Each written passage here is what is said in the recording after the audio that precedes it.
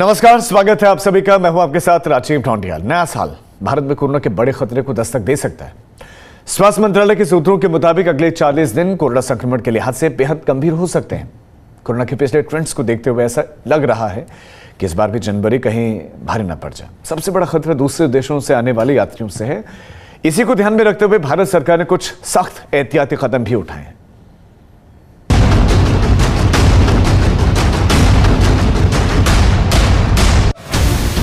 कहीं कोरोना फिर 2020 वाले दिन तो नहीं दिखाएगा। जानकार कहते हैं बुनियादी सावधानी बरतिए तो बिल्कुल भी नहीं। चीन में कोरोना विस्फोट के मद्देनजर भारत ने एहतियात शुरू कर दिए हैं। औचक निरीक्षण, मॉक ड्रिल, अस्पतालों में तैयारी का जायजा, ये सारी चीजें शुरू हो चुकी हैं क्योंकि सामने कोरोना की चुनौती है। महामारी आज तक दुनिया के स्वास्थ्य और आजीविका को प्रभावित कर रही है। पिछले 3 वर्षों में वायरस की निरंतर बदलती प्रकृति ने वैश्विक स्वास्थ्य के लिए एक खतरा पैदा कर दिया है। पिछले कई दिनों से मीडिया में भी चीन में बड़ी तादाद में कोविड के केस और कोविड मृत्यु की खबरें छप रही है। माननीय प्रधानमंत्री जी के नेतृत्व में स्वास्थ्य एवं परिवार कल्याण मंत्रालय ने proactive, pre-emptive, all of government and all of society approach के साथ शुरू से ही कोविड-19 महामारी का मैनेजमेंट किया है। केंद्र और राज्य सरकारों ने अपने अपने आकलन के अनुसार तैयारी शुरू कर दी है। डॉक्टरों की हिदायत है कि आप भी अपने स्तर पर अनुशासन वापस ले आएं। अब तक का अनुभव यही बताता है कि व्यक्तिगत स्तर पर सभी दिशा निर्देशों का पालन कोरोना से मुकाबले का बहुत बड़ा हथियार है। और दूसरा हथियार है वैक्सीनेशन। फिलहाल भारत में वो स्थिति नहीं है जो चीन, जापान और कोरिया में है, लेकिन तैयार रहने में सबकी भलाई है। एक चिंता का सबब बूस्टर डोज भी है। सरकार ने अब तो नेजल वैक्सीन को भी इसके लिए मंजूरी दे दी। नेजल वैक्सीन जो है भारत के लिए एक बहुत बड़ा, भारत के लोगों के लिए बहुत बड़ा वरदान के रूप में साबित होगा, क्योंकि नेजल वैक्सीन जो है एबव दी 18 ईयर्स एज के लोगों को हम देंगे, जो कि बूस्टर डोज के रूप में, जो कोवैक्सीन और कोविशील्ड जो लोग ले चुके हैं उन्हीं लोगों को हम बूस्टर डोज के रूप में इसको देंगे। और जिससे है कि नीडल और सिरिंज का जो यूजेज था, जो पेन का लोगों को डर था, जो फीवर का डर था, वो सब भय लोगों के मन से निकल जाएगा और हम इसे बूस्टर डोज के रूप में प्रयोग करेंगे, जिससे कि आपका जो अपर रेस्पिरेटरी ट्रैक्ट में जितना भी इन्फेक्शन है वो अपर लेवल पे ही वो कंट्रोल कर लेगी, लोअर रेस्पिरेटरी ट्रैक्ट को उसमें इन्वॉल्व होने नहीं देगी। मोस्टली कोविड में लोगों में क्या होता है कि जो लंग्स में इन्फेक्शन फैलने के बाद ही सिवियरिटी ज़्यादा होती है, सांस लेने में दिक्कत होना, ऑक्सीजन लेवल कम होने लगना। तो इस तरह की जो परेशानियाँ हैं उससे पहले ही जो है नेजल वैक्सीन जो अपर रेस्पिरेटरी लेवल पर ही कंट्रोल कर लेगा। 2023 में यह तय करने की आवश्यकता भी होगी कि क्या भारत में अब चौथे डोज का समय आ चुका है। क्या 6 महीने पहले बूस्टर ले चुके लोगों को अब एक और एहतियातन डोज दिया जाए। हमारा जो वैक्सीनेशन का जो कवरेज है बहुत ही अच्छा है, कंपेयर टू दी अदर देश के जो मुकाबले हमारा वैक्सीनेशन कवरेज बहुत ही अच्छा है, जिससे है कि हो भी रहा है लोगों में तो, लेकिन सीवियरिटी नहीं हो रही है, उतना संक्रामक नहीं हो रहा है, रोग हो रहा है। सेल्फ इम्यूनिटी और वैक्सीन का एंटीबॉडी डेवलप हो जाने के कारण लोग अपने आप ठीक भी हो रहे हैं। तो इससे हमारा जिसका जो B7 है, B7 वेरिएंट को ओमिक्रॉन का ग्रेट ग्रैंडसन का नाम दिया गया है, great grandson of the Omicron है, ठीक है ना। तो इससे है होगा लोगों में, लेकिन ओमिक्रॉन से ज़्यादा सीवियर है ये। लेकिन हमारे देश में जो कि वैक्सीनेशन का कवरेज इतना अच्छा है कि इसके कारण हम लोग बहुत बचाव होगा और इसके कारण ज़्यादा मोर्टेलिटी और ज़्यादा लोगों के चांसेज नहीं हैं। कोरोना स्वास्थ्य के साथ साथ अर्थव्यवस्था की भी चुनौती लेकर आता है और हमें एक देश के तौर पर इस चैलेंज के लिए भी तैयार रहना होगा। तो चीन समेत 6 देशों से आने वाले यात्रियों के लिए RT-PCR टेस्ट अनिवार्य कर दिया गया है। ये एहतियाती कदम है। साथ ही साथ उनको जब यात्रा शुरू करनी होगी तो उनको अपनी नेगेटिव रिपोर्ट भी दिखानी होगी। इस खबर पर हमारे संवाददाता मनीष ज्यादा जानकारी के साथ जुड़ गए। मनीष, देश में इस वक्त कोविड की स्थिति क्या है? क्योंकि हम तो सीधा दूसरे देशों की तरफ देख रहे हैं कि वहां पर इतने विकराल रूप हैं, तो उसके मद्देनजर हमने एहतियाती कदम बढ़ाए, लेकिन वो जो वेरिएंट जो इतना परेशान कर रहा है, BA.7 जिसे कहा जा रहा है, कितना भारत पर अब तक उसका असर है, उसके जो स्प्रेडिंग है, उसका फैलाव कितना तेजी से बढ़ रहा है, एहतियाती जो कदम ये जो लोगों से अपील की जा रही है उसका असर कितना दिख रहा है? देखिए, अभी तक तो जो भी अपील की गई सरकार की तरफ से, राज्य सरकार की तरफ से, उसका असर होता दिखाई पड़ रहा है। क्योंकि अगर हम पिछले 24 घंटों की बात करें तो 173 पेशेंट मिले हैं पूरे देश में, देखिए बहुत ज्यादा नंबर हम नहीं कर सकते। इसमें भी सीवियर कोई है ऐसी कोई खबर फिलहाल अभी तक नहीं आई।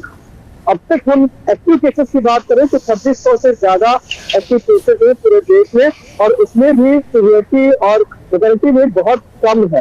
जो रिकवरी रेट है वो 98% से भी ज्यादा है। तो आंकड़े में बता रहे हैं तो फिलहाल बिल्कुल भी चिंता करने वाली बात नहीं है। लेकिन हाँ, ये जरूर है कि जिस तरह से एक्सपेक्ट कर रहे थे कि नए साल पर 10 इतने लोग जब बाहर आएंगे तो उससे थोड़ा खतरा पैदा हो सकता है, और उसी के लिए तमाम गाइडलाइंस, कोई ऑर्डर नहीं था, सिर्फ गाइडलाइंस जारी की गई थी लोगों के लिए कि आप मास्क लगाओ, एहतियातन दूरी बरते। लेकिन नए साल से 10 में उस तरह से कोई भी एहतियात कम से कम लोगों की तरफ से नहीं दिखाई दिया। लोग सड़कों पर दिखाई पड़ रहे थे, अच्छी खासी भीड़ में लोग बाहर आए थे। लेकिन इस जश्न के बाद 2 दिन इस जश्न से लगभग दे चुके हैं, लेकिन अभी तक कोई ऐसा बड़ा नंबर निकल कर सामने नहीं आया है कोविड पॉजिटिव पेशेंट्स का जिससे हम ये कह पाए कि हालात खराब हो गए। हालांकि अभी 1-2 दिन और इंतजार करना होगा कि क्या नए साल के जश्न की वजह से कोविड के पेशेंट बढ़े। अगर ये नंबर बढ़ता है तो जरूर एक चिंता की बात हो सकती है कि नए साल का जश्न खतरनाक है, लेकिन अभी तक फिलहाल ऐसी कोई खबर नहीं है। अच्छा, मैं सर एक बार इस पर क्लैरिटी चाहता हूं मनीष, मैं आप अपनी बात दोबारा रखिएगा। मैं इस पर चाहता हूं कि जो संक्रमण दर है उस पर जो रिकवरी रेट है, जो ठीक होने वालों की संख्या है, वो उसका परसेंटेज कितना है, और इसमें सीवियर जिसमें लोगों की जान जा रही हो ऐसा इतना कितना परसेंटेज है कि ये जो वेरिएंट है कितना डैमेज कर रहा है कुल मिला के? अभी बहुत कम है, 0.01% है जिसमें लोग प्रभावित हो रहे हैं, ये कोविड हो रहा है। लेकिन जो रिकवरी रेट है वो 98.9% के आसपास है। मतलब बहुत कम ऐसे लोग हैं जो बीमार हो रहे हैं, उनमें भी ऐसे लोगों का नंबर ना के बराबर है जो सीवियर है, अस्पताल में एडमिट है, और मरने वालों की संख्या तो फिलहाल बहुत ज्यादा हम नहीं कह सकते। बिल्कुल परेशान करने वाला ये आंकड़ा नहीं है। सबसे अच्छी बात यही कि रिकवरी रेट बहुत अच्छा है। जैसे अगर हम पिछले 24 घंटों की बात करें तो पूरे देश में 173 नए कोविड पेशेंट सामने आए, जबकि 224 से ज्यादा लोग ठीक होकर अपने घर पहुंच गए। तो ये जो आंकड़े हैं ये बिल्कुल भी आपको परेशान करने वाले नहीं है, चिंता जरूरत नहीं है।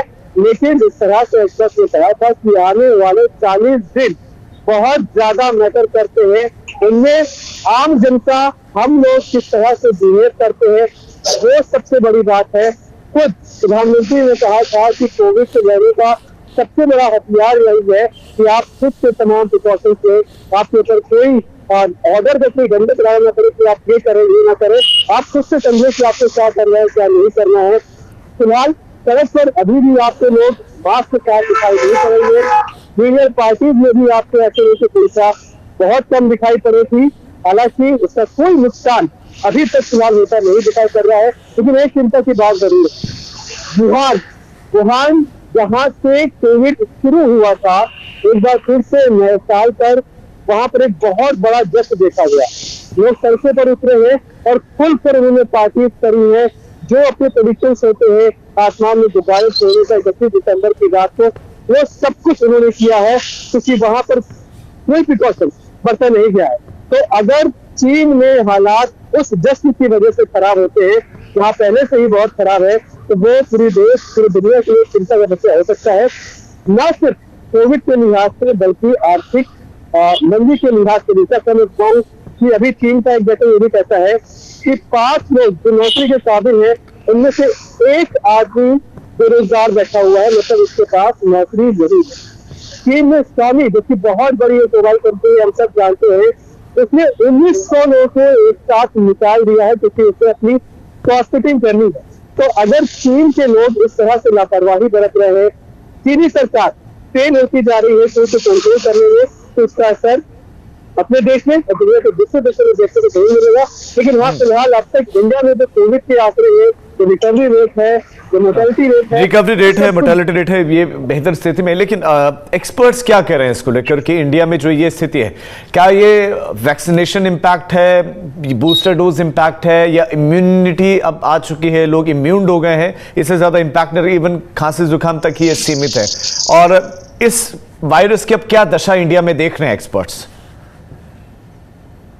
बिल्कुल, देखिए, एक्सपर्ट्स ने ये जरूर कहा था कि आने वाले 40 दिन बहुत महत्वपूर्ण रहने वाले, लेकिन जब आप किसी भी एक्सपर्ट से ये पूछते हैं कि जिस तरह के खराब हालात कोरोना की वजह से चीन में, जापान में या फिर कोरिया में बने हुए हैं, तो वैसे हालात भारत में होंगे, तो अधिकतर एक्सपर्ट का जवाब होता है कि नहीं, बिल्कुल भी वैसे हालात नहीं हुए। और उसका सबसे बड़ा कारण यही है कि हमारे यहाँ वैक्सीनेशन एकदम युद्ध स्तर पर किया गया है। तमाम लोग, अधिकतर लोग वैक्सीनेटेड हैं, दूसरे डोज हो चुकी है, मेजर वैक्सीन हम देने की तैयारी में है जनवरी वीक से।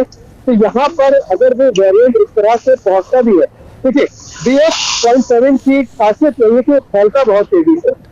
अब अगर वो यहाँ आकर फैलता भी है तो सभी लोग लगभग वैक्सीनेटेड है, जिसका डोज के साथ में है, इसलिए उसका असर यहाँ बहुत कम देखा जाएगा। मैंने खुद चीन में बैठे एक भारतीय डॉक्टर से बात की थी, जो कि चीन में अस्पताल में अपनी सेवाएं दे रहे थे। उन्होंने बताया था कि यहाँ पर मौत का सबसे बड़ा कारण ये है कि जो 60 साल से ऊपर के लोग थे, उनका वैक्सीनेशन चीनी सरकार ने नहीं किया था, या फिर अभी जो उनके यहाँ टेस्ट होते थे, जिस तरह से वो युद्ध स्तर पर टेस्ट करते थे कि सोसाइटी में पहुंच गए, घरों में पहुंच गए, हर 2 दिन 4 दिन बाद आपको दोबारा टेस्ट करवाना है, वो टेस्टिंग वहाँ लगभग 0 कर दी गई है। अब उन्हीं लोगों का टेस्ट हो रहा है तो खुद अस्पताल चलकर पहुंचते हैं, जिनको खुद सिम्टोमेटिक होने की संख्या होती है, उनका ही टेस्ट हो रहा है। टेस्टिंग वहाँ लगभग 0 है सरकार की तरफ से, और वैक्सीनेशन वहाँ 60 साल के ऊपर के नाम पर किया नहीं किया था। लेकिन जो वुहान में हो रहा है, अगर इंडिया में देखो तो हमारे यहाँ भी तो टेस्टिंग, हमारे यहाँ आंकड़े कम इसलिए हैं क्या कि टेस्टिंग कम है, लोग टेस्ट नहीं करवा रहे हैं, इसलिए आंकड़े कम है? अगर हो सकता है टेस्टिंग बढ़े, ज्यादा हो, तो हो सकता है केसेस ज्यादा है, क्या ऐसा है? नहीं, इसमें टेस्टिंग जो हम दोष नहीं सकते, हम ये कह सकते हैं कि अधिकतर लोग वैक्सीनेटेड है, दूसरे डोज उनको लगी हुई है, जिस तरह का मौसम है, सर्दियों वाला, अगर किसी को हल्की फुल्की सर्दी खांसी होती भी है तो वो टेस्टिंग के लिए जा नहीं रहे, तो लगता है कि सर्दी है वो ठीक हो जाएगा।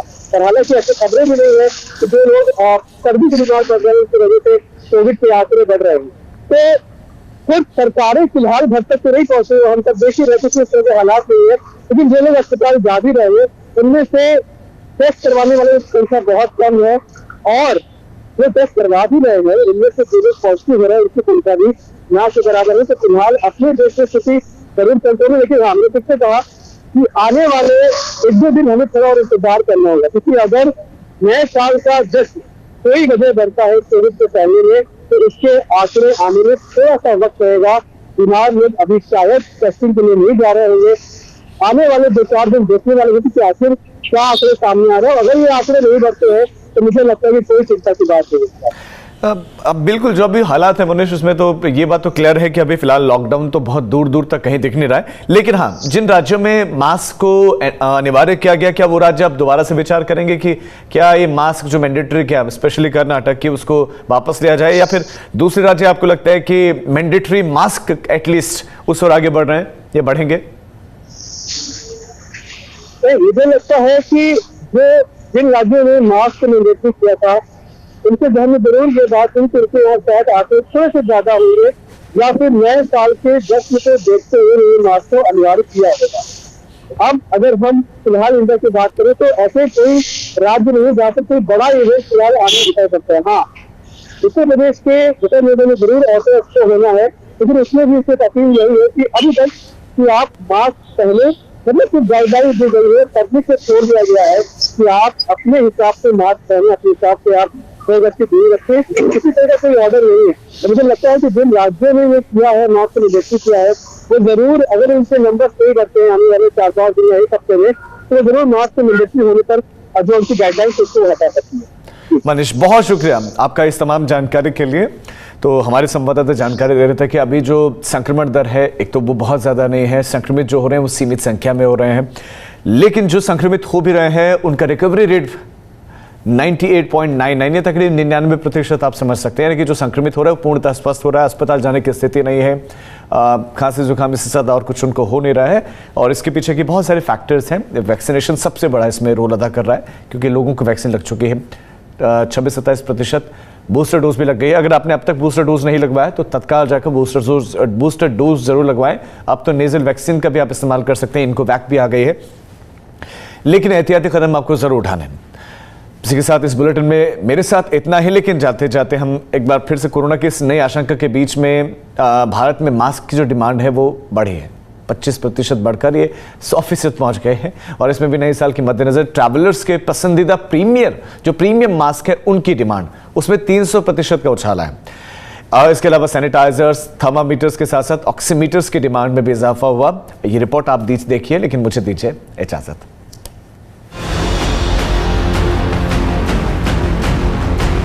कोरोना की आहट आने के साथ ही एक बार फिर से मास्क पहनने और सोशल डिस्टेंसिंग का पालन किए जाने की अपील की जाने लगी है। कर्नाटक में तो स्कूल, कॉलेज और सिनेमा हॉल जैसे इंडोर जगहों पर मास्क पहनना अनिवार्य करने के बाद अब सभी के लिए इसे जरूरी कर दिया गया है। वहीं इस साल मसूरी, नैनीताल जाने वाले सैलानियों को भी मास्क लगाना अनिवार्य कर दिया गया है। इसके अलावा अस्पतालों में भी बिना मास्क के एंट्री पर रोक लगा दी गई है। इसके असर से मास्क की डिमांड में भी अचानक उछाल आ गया है। बीते एक हफ्ते में मास्क की मांग में 100% तक का उछाल दर्ज किया जा रहा है। यही नहीं, ट्रैवलर्स के पसंदीदा 2000 रुपए से ज्यादा कीमत के प्रीमियम मास्क की डिमांड में तो 300% तक का उछाल आया है। मास्क के अलावा कोरोना से बचाव के दूसरे साधन जैसे सैनिटाइजर की बिक्री में भी इजाफा हुआ है। सैनिटाइजर की बिक्री में 4 से 5% की बढ़ोतरी दर्ज की गई है। थर्मामीटर और ऑक्सीमीटर की बिक्री में महज 1 से 2% की बढ़ोतरी हुई है। मास्क की बिक्री फिर से बढ़ने से इसकी कीमतों में भी उछाल आने लगा है। डिमांड बढ़ने के पहले दिन से ही मास्क की कीमत में 15 से 25% तक का इजाफा हो गया है। अनुमान है कि अगर यही हाल रहा तो आने वाले दिनों में मास्क की कीमत में 30 से 35% तक का इजाफा मुमकिन है।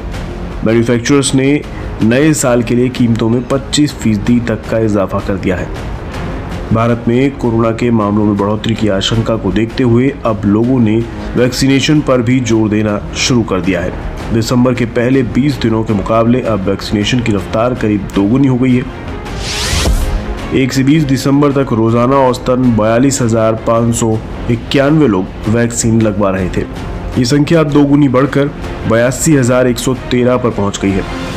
23 से 25 दिसंबर को तो दोनों दिन 1 लाख से ज्यादा लोगों ने वैक्सीन लगवाई थी। दरअसल भारत में तीसरी डोज लगवाने को लेकर लोगों में उदासीनता है। यही वजह है कि वैक्सीन लगवाने के योग्य लोगों में से 30% से भी कम ने प्रिकॉशन डोज लगवाई है। हालांकि जिस BF7 वेरिएंट ने चीन में कहर बरपा रखा है वो भारत में सितंबर से मौजूद है और इसका कोई खास असर देखने को नहीं मिला है। भारत में कोविड-19 के रोजाना आने वाले मामलों का औसत 150 से 200 पर बरकरार है, लेकिन पिछले ट्रेंड को देखते हुए लापरवाही की गुंजाइश नहीं है। ऐसे में मास्क हो या वैक्सीन, सभी तरह के एहतियात बरतने की सलाह सरकार, डॉक्टर और एक्सपर्ट्स दे रहे हैं। ब्यूरो रिपोर्ट, आज तक।